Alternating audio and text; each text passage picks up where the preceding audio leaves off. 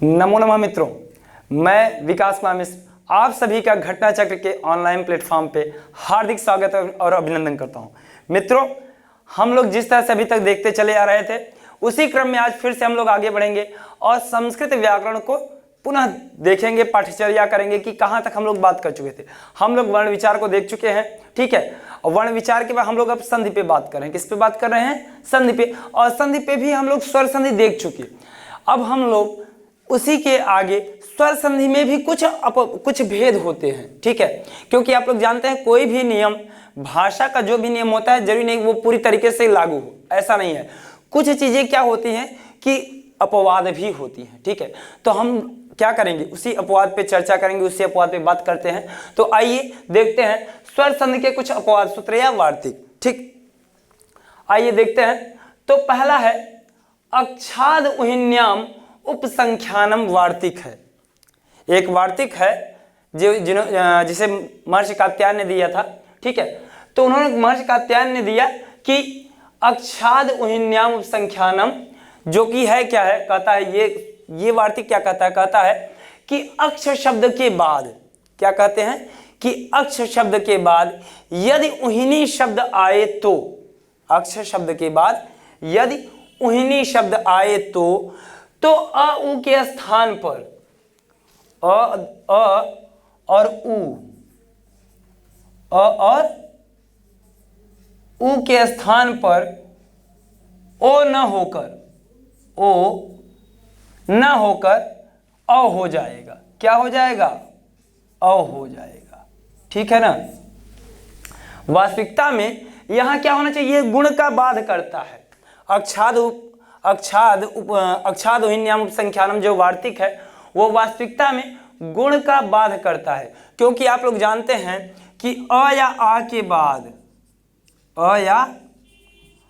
बाद यदि ई या बड़ी ई, उ या बड़ा उ, री या बड़ी री या री आए तो यहाँ पर ए हो जाता है, यहाँ पर ओ हो जाता है, यहाँ पे अर हो जाता है और यहाँ पे अल हो जाता है। किस सूत्र से होता है मित्रों? तो ये आद गुण सूत्र से गुण संधि होती है। लेकिन ये वार्तिक क्या कर रहा है, ये गुण का बाध कर रहा है। आद गुण का क्या कर रहा है, ये बाध कर दे रहा है। कहता है कि ऐसा नहीं होगा। कब नहीं होगा? जब अक्ष शब्द के बाद, किसके बाद? अक्ष के बाद उहिनी शब्द अगर आएगा। क्या आएगा? उहिनी आएगा।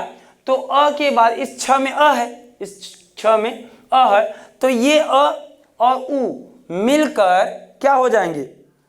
ओ न होकर, गुण न होकर के, बल्कि क्या हो जाएगा? वृद्धि हो जाएगा। क्या हो जाएगा? वृद्धि हो जाएगा, ठीक है। और जब वृद्धि हो जाएगा तो स्वाभाविक सी बात है, क्या बन जाएगा? अक्षधन उहिनी बराबर अक्षौहिनी, क्या है? फिर अक्षौहिनी, और फिर न के स्थान पर एक और सूत्र लगता है जिससे कि ये क्या बन जाता है? अक्षौहिणी बन जाता है। क्या बन जाता है? अक्षौहिणी बन जाता है। आइए हम लोग उसके आगे वार्तिक पे बात करते हैं। दूसरा वार्तिक है प्रादुहोढोढ। दूसरा वार्तिक है प्रादुहोढोढ ये शैष। हाँ, क्या है? प्रादुहोढोढ शैष्यु, ठीक है। तो यहां पे क्या है? प्रादुहोढोढ शैष्येषु। ये क्या कहता है समझिएगा, ये कहता है, इसको अलग अलग करके हम लोग चाहे देख लीजिए। प्र के बाद, प्र उपसर्ग के बाद उह शब्द,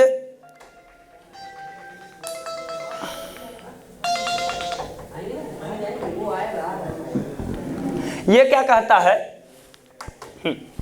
ये क्या कहता है? प्रादुहोढोढ ये शैष्यु वार्तिक। ये कहता है कि प्र शब्द के बाद, किसके बाद? प्र उपसर्ग के बाद या प्र के बाद उह, उढ़, उढ़ी, क्या है? प्र के बाद उह, उढ़, उढ़ी, एषः, ऐष्यः, एषः और ऐष्यः, आए तो प्र के बाद क्या क्या आए, प्र के बाद यदि, प्र के बाद यदि, प्र के बाद उहह, उढ़ह, उढ़ी, एषः, ऐशः। आए तो, अरे भाई, आए तो दोनों के स्थान पर, दोनों के स्थान पर वृद्धि आदेश होता है। क्या होता है, वृद्धि आदेश होता है। किसके बाद क्या होना चाहिए, प्र के बाद उहह, उढ़ह, उढ़ी, एषः, ऐशः। इतने आए तो क्या हो जाएंगे, उनके स्थान पर वृद्धि आदेश होगा। कहने का भाव यह है जो वार्तिक है यह भी गुण का बाध कर रहा है। इसका उदाहरण आइए हम देखते हैं। जैसे कहा प्रधन उहह, क्या कहा, प्रधन उहह। अब यहां पे देखिए प र धन अ, और उसके बाद क्या है, उहह। ठीक है ना, प्र के बाद क्या है, प र अ धन उह। अब यहां पे प्र में अ जुड़ा हुआ है, क्या है, प्र में अ है, और प्र में अ है और उसके बाद क्या है, उ है, और अ धन उ बराबर ओ होता है, आपको पता है अ धन उ बराबर ओ होगा दोनों के स्थान पर आद गुणः सूत्र से। किससे, आद गुणः सूत्र से। लेकिन यहां पे जो अभी वार्तिक आप लोगों ने देखा कि प्राद हो ढोढ़े ये शेषु, ये वार्तिक कहता है कि अ धन उ बराबर ओ न हो के बल्कि क्या हो जाएगा, अ हो जाएगा। किससे, उसी वार्तिक से। तो कहा प्रधन उह बराबर प्रौह, प्रधन उढ़ बराबर प्रौढ़, प्रधन उढ़ी बराबर प्रौढ़ी, प्रधन एषः बराबर प्रैषः, और प्रधन ऐशः बराबर प्रैष्यः बन जाएगा। ठीक है, इस तरह से आपका ये जो वार्तिक है ये क्या करता है, यह गुण का बाध करता है। क्या करता है, गुण का बाध करता है। अब यह समझिए कि, ये समझिएगा कि अधन, हाँ, कि अधन ए, अधन ए बराबर अ बनेगा, क्या बनेगा, अ बनेगा। तो यहां पे तो कोई बातें नहीं है, ठीक है ना। लेकिन आपको एचो एवा यावा एक सूत्र आपने पढ़ा है, ठीक है ना, एचो एवा आवा सूत्र पढ़ा है। वहां पे चाहते तो हम अयाद समझ कर सकते थे, लेकिन ऐसा नहीं होगा, बल्कि क्या है, यहां पर बाध हो जाएगा। क्या हो जाएगा, बाध हो जाएगा, और बाध होने के उपरांत क्या बन जाएगा, प्रैषः, प्रैष्यः, प्रौहः, प्रौढ़ः, प्रौढ़ी इत्यादि। आइए हम लोग आगे बढ़ते हैं।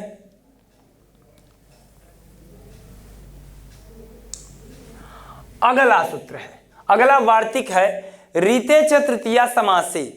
क्या है, रीते च तृतीया समासे। यह सूत्र क्या कहता है ये समझिए। ये सूत्र नहीं, ये भी वार्तिक है। क्या है, ये भी वार्तिक है, महर्षि कात्यायन के द्वारा दिया गया था। यह मत किसका है, महर्षि कात्यायन का है, जो कि क्या कहते हैं ये समझिए। ये रीते च तृतीया समासे ये कहता है कि अ के बाद, अ के बाद यदि रित शब्द आए तो, अ के बाद रित शब्द आए और उनके बीच में अगर तृतीया तत्पुरुष समास होता हो, क्या हो, तृतीया तत्पुरुष समास की बात हो, ठीक है ना, तो वहां पर क्या हो जाएगा, वहां पर अधन री बराबर, अधन री बराबर अर न हो करके, अधन री बराबर अर न हो करके बल्कि क्या हो जाएगा, आर हो जाएगा। क्या हो जाएगा, आर हो जाएगा। क्योंकि अधन री बराबर वैसे तो अर होना चाहिए था। क्या होना चाहिए था, अर होना चाहिए था इन दोनों के स्थान पर, इन दोनों पे अर होना चाहिए था।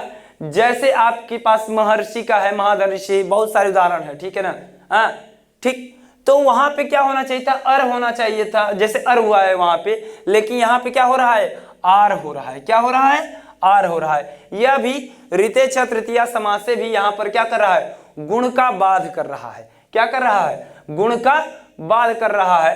तो ये कहता है कि अधन रित बराबर, यहाँ पे देखिए जैसे कहा सुखधन रिता बराबर सुखार्थ है, तो कहा सुखेन ऋतः बराबर सुखार्थः, कष्टेन ऋतः बराबर कष्टार्थः, दुखेन ऋतः बराबर दुखार्थः। तो यानी इनके मध्य में तृतीया तत्पुरुष समास, अगर इस शब्द को इन्हें हम अगर समास के दृष्टिकोण से देखें तो सुखेन ऋतः, दुखेन ऋतः, कष्टेन ऋतः इत्यादि तरीके से ये क्या तृतीया तत्पुरुष समास बनेंगे। तो वही यह शब्द, यही यह वार्तिक कहता है ऋते च तृतीया समास से। ये कहता है, क्या कहता है, कहता है कि यदि अवर्ण के बाद अगर ऋत आए और उनके बीच में आपस में अगर तृतीया तत्पुरुष समास वाला मामला बनता हो तो क्या होगा कि वहां पर सुख धन ऋतः बराबर सुखर्तः न बन करके, अर्थात गुण न हो करके वृद्धि आदेश होगा। और वृद्धि आदेश जब होगा तो सुख धन ऋतः बराबर सुखार्थः, दुख धन ऋतः बराबर दुखार्थः, कष्ट धन ऋतः बराबर कष्टार्थः। इस तरह के रूप, इस तरह के संधि कार्य होंगे। ठीक, तो आइए आगे चलते हैं। अगला है प्रवत्सतर कंबल वसनार्ड दशा नाम ऋणेच, वार्तिक है एक ठो। ये क्या है, वार्तिक है। ठीक, जो है कि प्रवत्सतर कंबल वसनार्ड दशा नाम ऋणे, ये क्या कहता है ये समझिएगा। ये कहता है कि प्रवत्सतर कंबल वसनार्ड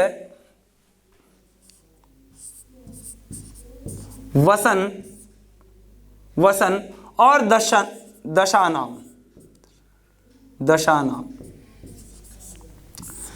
दश, कहने का भाव यही है कि अगर प्र के बाद ऋण आए, वत्सतर के बाद ऋण आए, कंबल के बाद ऋण आए, वसन के बाद ऋण आए और दश के बाद अगर ऋण आता है तो क्या शब्द आता है, ऋण शब्द आता है। तो क्या हो जाएगा, यहां भी ऋण शब्द आना चाहिए, यहां भी ऋणम शब्द आना चाहिए। अगर जब इस तरह का शब्द आएगा तो इनके बीच में, जैसे यहाँ पे प्रधन ऋणम और है ना, तो अ में अधन री, अभी आपको मैंने बताया था है कि अधन री बराबर आद गुणा सूत्र से अर होना चाहिए। क्या होना चाहिए था, अधन री बराबर आद गुणा सूत्र से अर होना चाहिए था, लेकिन ये प्रवत्सतर कंबल वसनारण दशा नाम ऋणे वार्तिक कहता है कि अर न होकर के बल्कि क्या हो जाएगा, आर हो जाएगा। क्या हो जाएगा, आर हो जाएगा। और जब भी आर हो जाएगा तब देखिए क्या होगा, तब प्रधन ऋणम बराबर प्रारणम, वत्सतर धन ऋणम बराबर वत्सतरारणम, कंबल धन ऋणम बराबर कंबलारणम, वसन धन ऋणम बराबर वसनारणम। क्या हो जाएगा, वसनारणम, और दशा नाम ऋणम दशारणम। क्या बन जाएगा, दशारणम। ठीक, तो देखिए यहां पे क्या होता है, यहां पर ऋण लिया जाता है। ठीक है, बछड़े के लिए ऋण है, बछड़े के लिए ऋण है, कंबल के लिए ऋण है, वस्त्र के लिए ऋण है, और 10 क्षेत्रों की बात की जा रही है। किसकी बात की जा रही है, 10 क्षेत्रों की बात की जा रही है। ठीक है ना, 10 के लिए ऋण। ठीक, तो कहने का भाव ये है कि जहां पर किसी चीज के बाद, अर्थात कहने का भाव ये है कि अ के बाद अगर ऋणम शब्द आता है तो, अ नहीं मतलब कि प्र के बाद, वत्सतर के बाद, कंबल के बाद अगर ऋण शब्द आता है तो वहां पर दीर्घादेश गुणादेश न होकर वृद्धि आदेश होगा। क्या होगा, वृद्धि आदेश होगा। आइए आगे बात करते हैं। अगला सूत्र है आपका उपसर्गाधृति धातु। क्या है, उपसर्गाधृति धातु। यह सूत्र क्या कहता है ये समझिएगा। ये एक सूत्र है, अभी तक जो आए वो क्या थे, ये वो वार्तिक थे, और ये आपका सूत्र है। क्या है, ये पाणिनि का सूत्र है। वो जो था वो कात्यायन का था। तो ये उपसर्गाधृत धातु क्या कहता है, ये कहता है कि अवर्णांत उपसर्ग के बाद, अवर्णांत उपसर्ग के बाद, अर्थात कोई ऐसा उपसर्ग हो जिसके अंत में अ आए। क्या आना चाहिए, अ आना चाहिए। कह रहा है अवर्णांत उपसर्ग के बाद अगर री वाली, री जिसका प्रारंभ किससे हो, री से हो, री वाली कोई धातु आए तो वहां पर वृद्धि आदेश होता है। उन दोनों के स्थान पर क्या हो जाता है? वृद्धि आदेश होता है। जैसे प्रधन ऋक्षति, क्या है? प्रधन ऋक्षति, क्या अर्थ है? प्रार्थति बन रहा है, लेकिन अभी मैंने आपको बताया कि अधन री, अधन री क्या है? अधन री बराबर यहां पे अर होना चाहिए। क्या होना चाहिए? यहां पर अर होना चाहिए था, लेकिन यहां पे अर न हो करके आर हो रहा है। क्या हो रहा है? आर हो रहा है। अर्थात ये जो उपसर्गादृत धातु है यह गुण का बाध कर रहा है। क्या कर रहा है? गुण का बाध, अर्थात गुण को ये बांध देता है। कहता है कि यहां पर यह न हो करके यह होगा, अर्थात ये अपवाद है। क्या है ये? अपवाद है। यहां पे कि आदि गुणा सूत्र जो कह रहा था कि अ या आ के बाद ई उ रिल री आए तो दोनों के स्थान पे, अर्थात अ ई के स्थान पर ए, अ उ के स्थान पर ओ, अ री के स्थान पर अर, अ री के स्थान पर अल होगा।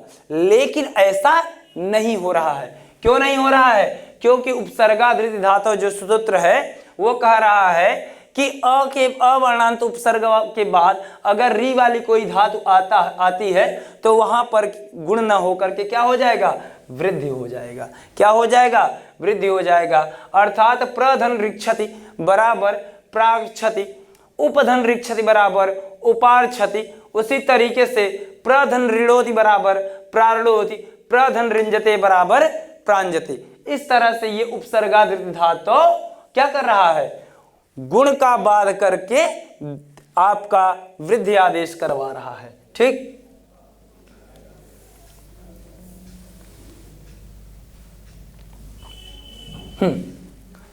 अगला है आपका, अगला वार्तिक है स्वादि रे ऋणो। क्या है? अगला वार्तिक आपका है स्वादि रे ऋणो। ये क्या कहता है ये समझिएगा। ये कहता है, ये सूत्र जो कह रहा है, कहता है स्व के बाद, स्व शब्द के बाद यदि इर या इरिन, स्व के बाद इर या इरिन अगर आता है तो इनके स्थान पर वृद्धि आदेश होगा। क्या आदेश होगा? वृद्धि आदेश होगा। और जब ऐसी बात होगी तो ये क्या होगा? स्वाभाविक सी बात है, गुण का बाध होगा। और जब भी गुण का बाध हो जाएगा तब क्या? फिर से वही चीज कि स्वधन इरह बराबर स्वइरह, स्वधन इरिड़ी बराबर स्वैरिड़ी, स्वधन इरम बराबर स्वइरम, स्वधन इरी बराबर स्वैरी। कहने का भाव ये है, बात समझिएगा। ये कह रहा है स्व आधा स है, वह पूरा है, वह क्या है? वह पूरा है, वह धन अ, क्या है? यही ना है। समझिएगा कि स व अ धन इरह, क्या है? इरह। ठीक, अब देखिए बात समझिएगा। अधन ई, अधन ई क्या होना चाहिए था? यहां पर गुणादेश होना चाहिए था। क्या होना चाहिए था? यहां पे गुणादेश होना चाहिए था, गुण का आदेश होना चाहिए था। लेकिन गुणादेश न होकर के, गुणादेश न होकर के बल्कि क्या हो जा रहा है? यहां पर वृद्धि का आदेश हो रहा है। अर्थात अधन ई के स्थान पर ए न हो करके, क्या न हो करके? ए न हो करके बल्कि क्या हो जा रहा है? अय आदेश हो रहा है। और जब अय आदेश हो रहा है स्वादि रे ऋणो वार्तिक से, तो क्या बना? स्वैरह, इसी तरीके से स्वैरिणी, इसी तरीके से स्वैरम, इसी तरीके से स्वैरी।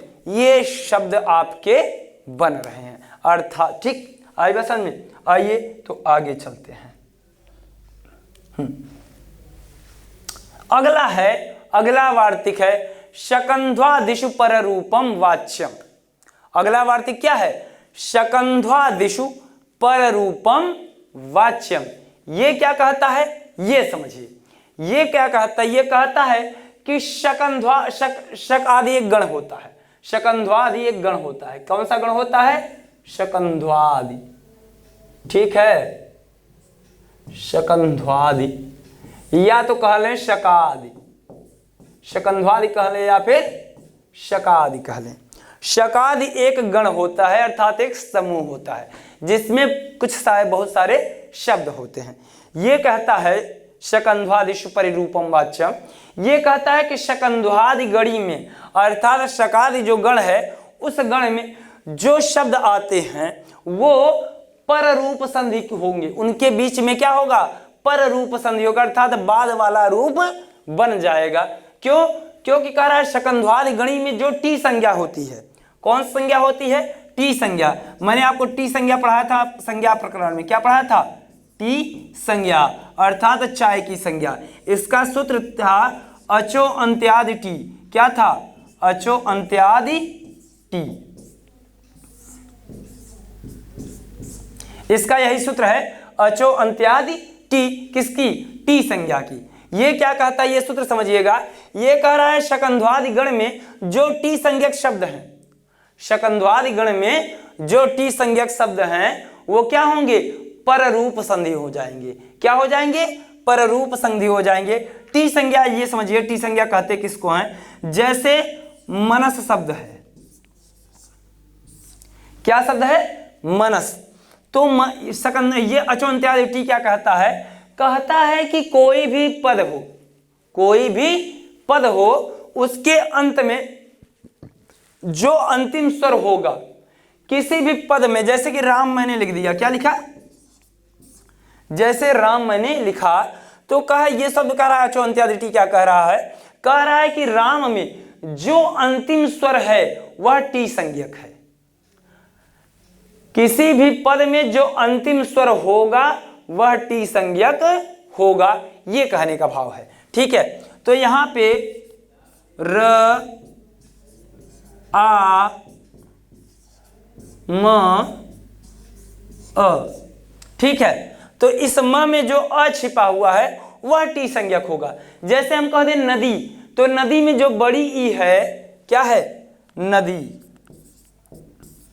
नदी में ये जो बड़ी ई है ये इसकी टी संज्ञा होगी। ठीक है ना।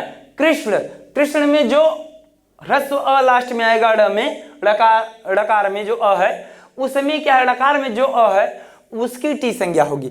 इसी तरीके से मनस में ये टी संज्ञा क्या, और समझिए बात, ये अचोन्त्यादि टी कहता है कि किसी भी शब्द में जो अंतिम स्वर होगा उसकी टी संज्ञा होगी।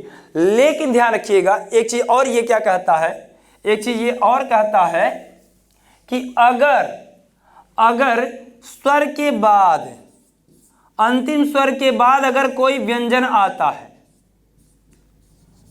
क्या आता है, कोई व्यंजन वर्ण आता है, तो स्वर के साथ साथ वह व्यंजन वर्ण भी क्या होगा, टी संज्ञक होगा।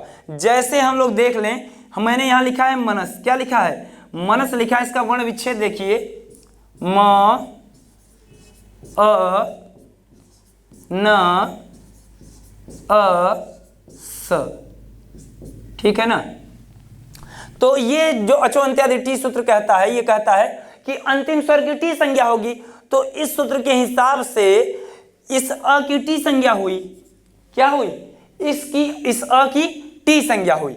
और एक चीज और समझ लीजिए, ये एक चीज और कहता है जिसकी टी संज्ञा के बाद यानी कि अंतिम स्वर के बाद अगर कोई व्यंजन वर्ण आता है तो तब दोनों की साथ में टी संज्ञा होगी, अर्थात अ के बाद ये जो स आया है इन दोनों को मिला करके इन दोनों की टी संज्ञा होगी, अर्थात अस की टी संज्ञा होगी, किसमें, मनस में।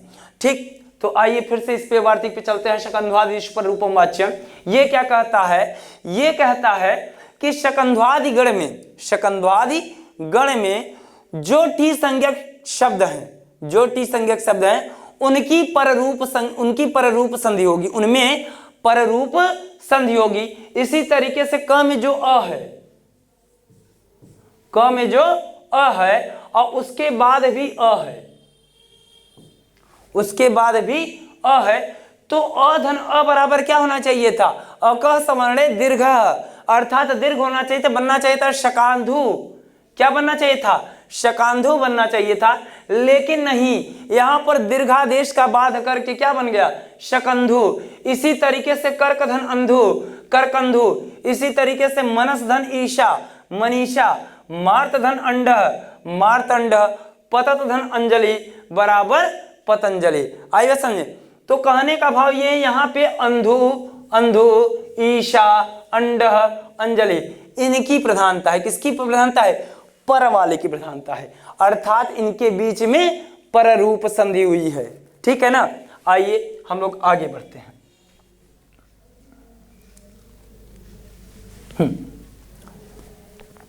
तो क्या हुआ मित्रों, अभी तक हम लोगों ने बात कर लिया स्वर संधि पे, और स्वर संधि के क्या करिए अपवाद सूत्रों को भी हम लोगों ने देख रखा है। आइए अब हम लोग नेक्स्ट टॉपिक हमारा है संधि का ही एक भेद है, व्यंजन संधि।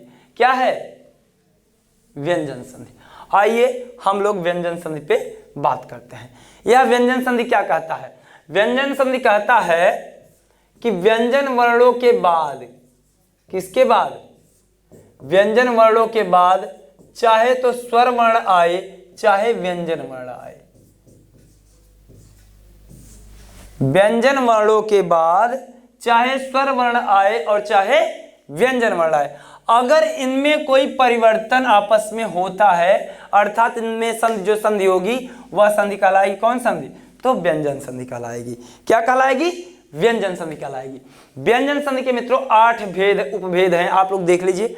व्यंजन संधि के भी 8 उपभेद आपको देखने को मिलेंगे। कौन कौन से, इष्टुत्व है, इष्टुत्व है, जस्तु है। जस्तु के 2 भेद होते हैं। क्या होते हैं, जस्तु के 2 भेद होते हैं। ये पदांत है, ये कौन सा भेद है, ये पदांत जस्तु है। कैसा जस्तु है, ये पदांत जस्तु है। और आपका ये जो दूसरा है वो अपदांत है, यहां लिखा हुआ है क्या है, अपदांत जस्तु, अर्थात तीसरा का पदांत जस्तु और तीसरा का ख अपदांत जस्तु। चौथा है आपका चर्त संधि, 5वां अनुस्वार संधि, 6वां तोरल संधि, 7वां परसवर्ण संधि और 8वां अनुनासिक संधि। 8 संधियां आपके समक्ष है व्यंजन संधि के अंतर्गत। इष्टुत्व, इष्टुत्व, पदांत, अपदांत, चर्त, अनुस्वार, तोरली, परसवर्ण और अनुनासिक। आइए हम लोग क्रमशः क्रमवार से आप व्यंजन संधि के बारे में पढ़ते हैं, जानते हैं और क्या करते हैं, इनके उदाहरण के माध्यम से इसकी बारीकियों को समझने का हम लोग प्रयास करते हैं। ठीक, तो आइए देखते हैं।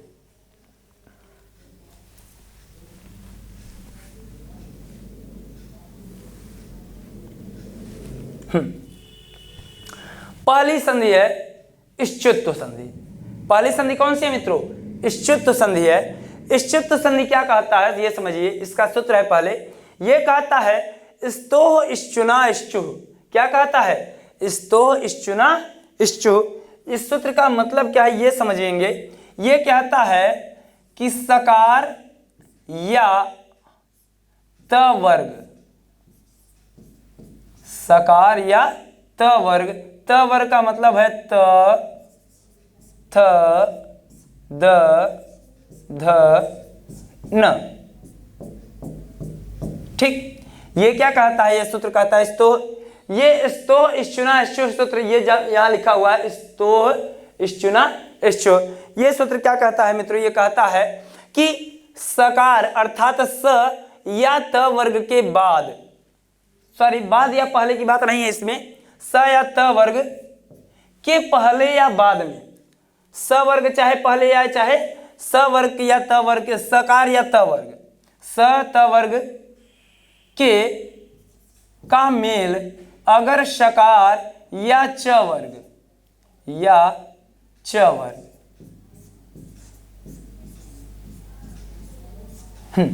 ये क्या कहता है समझिएगा। च वर्ग का मतलब है च, छ, ज, झ, इया। ठीक,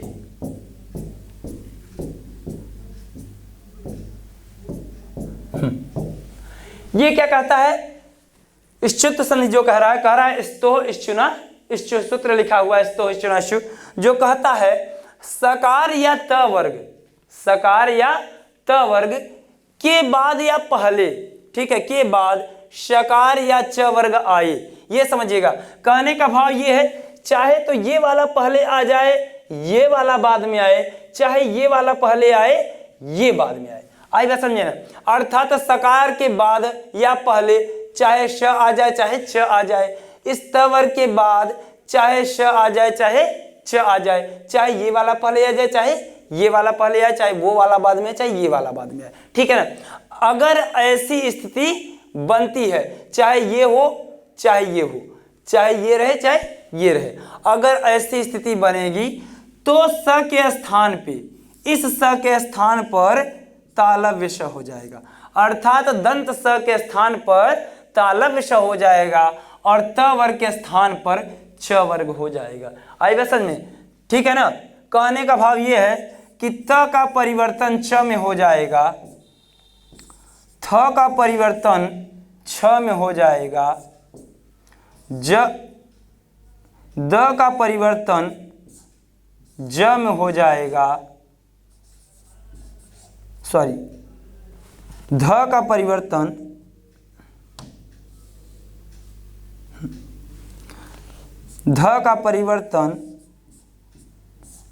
झ में हो जाएगा और न का परिवर्तन इ में हो जाएगा। किस में हो जाएगा? इ में हो जाएगा। देख लीजिए, चाहे ये वाला पहले आए, चाहे ये वाला पहले में आ जाए, चाहे ये वाला पहले आए, चाहे ये बाद में आए, चाहे वो बाद में आए, कोई बात नहीं। अगर आएंगे तो क्या होगा? परिवर्तन होना तय है। और जब भी परिवर्तन होना तय है तो इस दंत स का परिवर्तन तालव्य श में और त वर्ग का परिवर्तन च वर्ग में हो जाएगा। आइए उदाहरण के माध्यम से समझते हैं। जैसे है उदाहरण शतधन चित। क्या है? आपका उदाहरण है शतधन चित। यहाँ पे त के बाद क्या है? च है। ठीक है, क्या है? त के बाद च है। देखिए, त वर्ग का त मिल गया, त वर्ग का त मिल गया और उसके उपरांत च मिल गया, च वर्ग का च मिल गया। अर्थात स्तो हिस्सुना हिस्सु सूत्र लागू होगा और जब लागू होगा तो इस त के स्थान पर च हो जाएगा।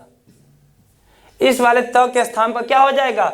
च हो जाएगा और बन जाएगा आपका सच्चित। क्या बन जाएगा? आपका बन जाएगा सच्चित। इसी तरीके से आपका है उद्धन ज्वलह।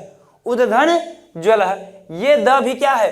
त वर्ग का वर्ण है, सॉरी हाँ त वर्ग का वर्ण है और उसके बाद ज्वलह ये च वर्ग का वर्ण है। तो द का परिवर्तन किस में हो जाएगा? ज में हो जाएगा और बन जाएगा उज्ज्वलह। क्या बन जाएगा? उज्ज्वलह बन जाएगा। यहाँ पे देखिए ये गलत छपा हुआ है। ठीक है, यहाँ पे ये ऐसे पूरा होना चाहिए था। ठीक, ये जब पूरा नहीं है बल्कि आधा है। ठीक है ना? ये टाइपिस्ट की थोड़ी सी गलती हो गई है। यहाँ पर क्या होना चाहिए था? जब पूरा नहीं होना, ज यहाँ पे आधा होना चाहिए था। तो उज्ज्वल है। ठीक है, उत्धन चारणम बराबर उच्चारणम। ठीक है, फिर याच धन ना। तो ध्यान रखिएगा मित्रों, यहाँ पे कोई जरूरी नहीं कि च वर्ग पहले आए, त वर्ग बाद में आए, स पहले आए या तालव्य श पहले आए। कुछ भी पहले आ सकता है, कुछ भी बाद में आ सकता है, लेकिन परिवर्तन क्या होगा?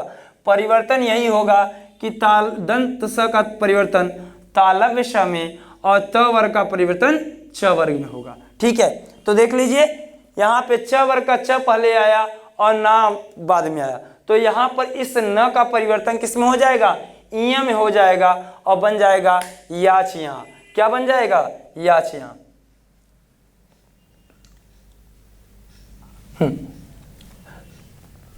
दूसरा सूत्र है मित्रों, दूसरी संधि है इष्टुत्व संधि।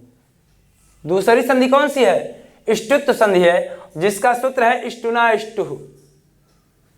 क्या सूत्र है? इष्टुना इष्टु। यहां पे थोड़ा सा गैप नहीं दिया गया है, इसे इस तरह से मैं लिख दे रहा हूं आपके समक्ष।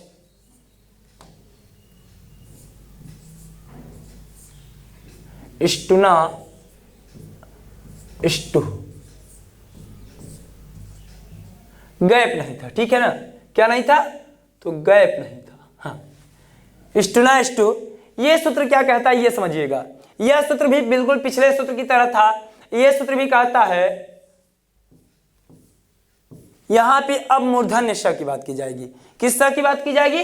मूर्धन्य श की। मूर्धन्य श या ट वर्ग, या ट वर्ग। ट वर्ग का मतलब ट, ठ, 1 मिनट, इस तरह से करना। ये कहता है, ये स्टूडेंट सूत्र कहता है दंत स, कौन सा स, तो दंत स। ये भी सूत्र यही कहता है दंत सकार, दंत स, दंत स या त वर्ग, या त वर्ग के पहले या बाद यदि मूर्धन्य श या मूर्धन्य श या ट वर्ग आए तो, मूर्धन्य श या ट वर्ग आए तो दंत स का परिवर्तन मूर्धन्य श में, किसमें, मूर्धन्य श में, मूर्धन्य श में, और त वर्ग का परिवर्तन ट वर्ग में हो जाएगा। किसमें हो जाएगा, ट वर्ग में। अर्थात त का परिवर्तन ट में, थ का परिवर्तन ठ में,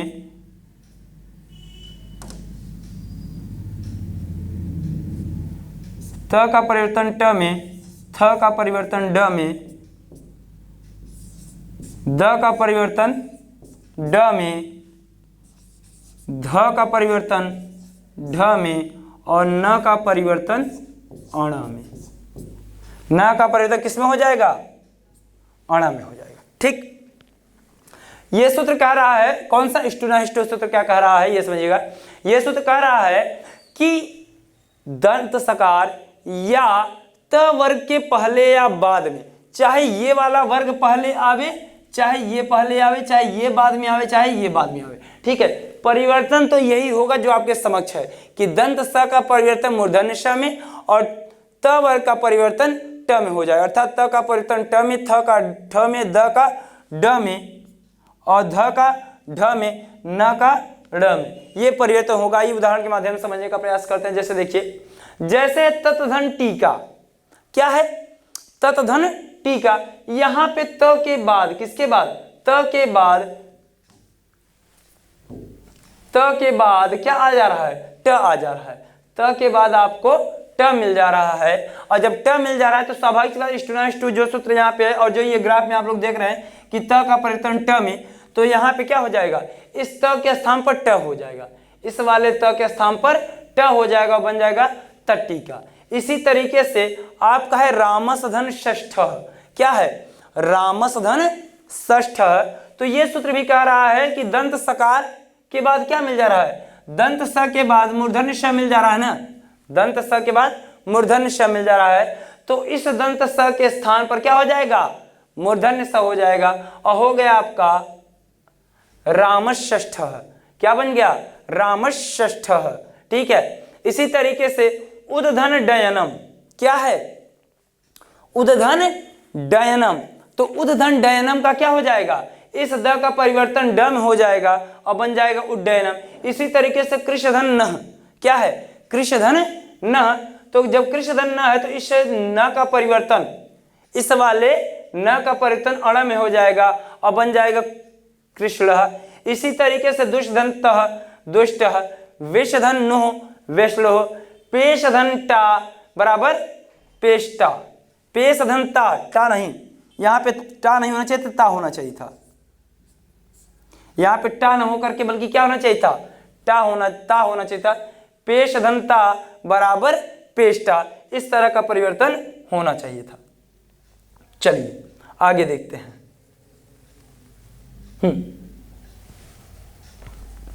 आपकी अगली संधि है जस्त संधि। अगली संधि कौन सी है आपकी, जस्त संधि है। और जस्त संधि क्या कहती है ये आप देखिए, ये इसका सूत्र है झलाम जशवंते, क्या है, ये आपकी पदांत है। ये कैसी संधि है, पदांत जस्त संधि, पद के अंत में, इसका सूत्र है झलाम जशवंते। ठीक है, यह सूत्र कहता है कि अगर किसी पद के अंत में, अगर किसी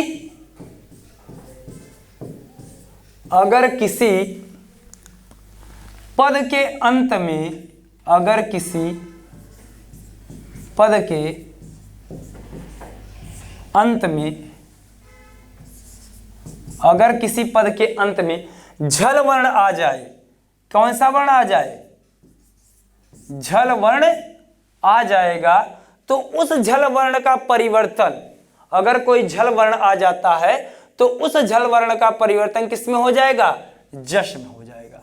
किस में हो जाएगा, जश में हो जाएगा। तो झल के अंतर्गत मित्रों प्रत्येक वर्ग का पहला, दूसरा, तीसरा, चौथा और ऊष्म वर्ण, इतने वर्ण आते हैं झल के अंतर्गत। किसके अंतर्गत आते हैं, झल के अंतर्गत आते हैं। देख लीजिए झल प्रत्याहार के अंतर्गत इस तरह से, प्रत्याहार के दृष्टिकोण से भी देख लेते हैं। झ, भ, घ, ढ, ध, ज, ब, ग, ड, द, ख, फ, छ, ठ, थ, च, ट, त, क, प, श, श, स, ह। इतने वर्ण आते हैं। देख लीजिए आपको यहाँ पर प्रत्येक वर्ग का प्रथम वर्ण मिल जा रहा है, यहाँ पे द्वितीय वर्ण मिल जा रहा है, यहाँ पे तृतीय वर्ण मिल जा रहा है और यहाँ पे चतुर्थ वर्ण मिल जा रहा है, और नीचे सबसे अंतिम में श, श, स, ह, अर्थात आपको ऊष्म वर्ण भी मिल जा रहा है। जब ऊष्म वर्ण मिल जा रहा है तो आपको ये जो सूत्र कह रहा है कि झलाम जशवंते, कि झल वर्ण अगर पद के अंत में आए, तो किसी भी पद के अंत में अगर झल वर्ण आता है, अर्थात प्रत्येक वर्ग का पहला, दूसरा, तीसरा, चौथा और ऊष्म वर्ण अगर आता है तो उनका परिवर्तन किस में हो जाएगा, जस में हो जाएगा। और जस में ज, ब, ग, ड और द, इतने ही वर्ण आते हैं। प्रत्येक वर्ग का तीसरा वर्ण आता है। अगर क वर्ग का कोई वर्ण आता है, क वर्ग का क पहला, दूसरा, तीसरा, चौथा, क, ख, ग, घ अगर आते हैं तो उसका परिवर्तन किस में हो जाएगा, ग में। च वर्ग का च, छ, ज, झ आता है तो उसका परिवर्तन ज में। ठीक है। त वर्ग का है तो त, थ, द, ध तो द में। ट वर्ग है तो ट, ठ, ड, ढ है तो ड में परिवर्तन। ठीक है ना। प वर्ग है तो प, फ, ब, भ का परिवर्तन ब में हो जाएगा। ठीक है। तो आइए झल वर्ण के हिसाब से उदाहरण भी देख लेते हैं। जैसे है अच, धन, अंतः। क्या है, अच, धन, अंतः। यहाँ पे ये जो च है वो क्या है, झल वर्ण है। क्या है, झल वर्ण है। और झल वर्ण होने के कारण झलाम जशवंते सूत्र से झल का परिवर्तन जस में हो जाएगा, अर्थात इस च का परिवर्तन ज में हो जाएगा, बन जाएगा अजंतः। इसी तरीके से वाक, धन, ईश, क का परिवर्तन ग में तो वागीश। षट, धन, अन्न, इष्ट का परिवर्तन ड में तो बन जाएगा षडान्न। जगत, धन, ईशा, त का परिवर्तन द में तो बन जाएगा जगदीश। चित, धन, अंतः, त का परिवर्तन द में तो क्या बन जाएगा, यहाँ पे चित, धन, अंतः नहीं जी, चित, धन, आनंद होना चाहिए था। यहाँ पे देखिए ये मिसप्रिंट, यहाँ पे गड़बड़ हो गया है। ठीक है, आनंद होना चाहिए था यहाँ पे, चित, धन, आनंद। क्या होना चाहिए था, चित, धन, आनंद। और इसका बनना चाहिए था चिदानंद। क्या बनेगा, चिदानंद। ठीक है ना। और ये जो कृत, धन, अंतः क्या है, यहां पे होना चाहिए था कृत। क्या होना चाहिए था, कृत होना चाहिए था। कृत, धन, अंतः बराबर कृदंतः। ठीक है। तो आप लोगों को मैं समझता हूं कि बिल्कुल बड़ी ही आसानी से समझ में आ गया होगा कि मैंने क्या समझा आपको। मैंने कहा कि झल वर्ण अर्थात कि प्रत्येक वर्ग का पहला, दूसरा, तीसरा, चौथे वर्ण के बाद अगर पद पहला, दूसरा, तीसरा, चौथा वर्ण किसी भी पद के अंत में आए तो उनका परिवर्तन तीसरे वर्ण में हो जाएगा। ठीक है। तो ये आपको उदाहरण के माध्यम से हमने समझाने का प्रयास किया है। आप आई होप कि मैं समझता हूं कि आप लोग क्लास बड़ी अच्छी लगी होगी। ठीक है ना। और आप लोग एकदम मस्त रहें और मस्ती के साथ पढ़ते रहें और क्या होगा, आप निश्चित तौर पे क्या होगा, सुपर टेट आप लोग पास करेंगे। संस्कृत की क्लास आप लोगों को बहुत अच्छी लगी होगी। इस चीज़ को मैं मानते हुए आज की क्लास को यहीं पे इस सेशन को समाप्त करता हूँ। धन्यवाद मित्रों।